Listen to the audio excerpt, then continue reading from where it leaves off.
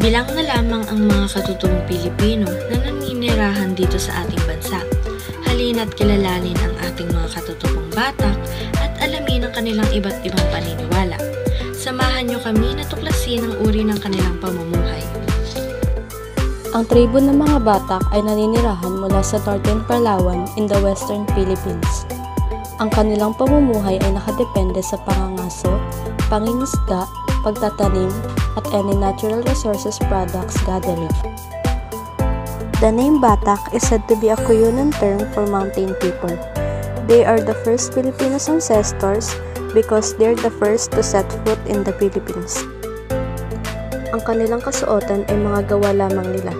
Ang mga lalaking Batak ay nakasuot ng G-strings at ang mga babae naman ay nakatapis na makukulay na tela.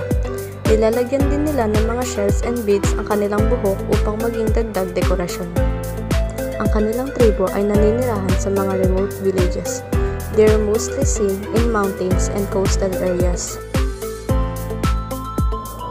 Ang kilalang produkto na gawa ng mga Batak ay ang mga basket na kanilang mano-manong hinahabi. Kahit na libre ang pag-aaral, ang kahirapan at kakulangan sa mga guro naman ang humahadlang para sa mga batang Batak. Kaya naman, hindi na nila prioridad ang pag-aaral para sa kanilang mga anak. Sila ay kilala for their close connection to nature and their belief to nature spirits, at nakikipag-communicate sila through the aid of a babaylan or shaman.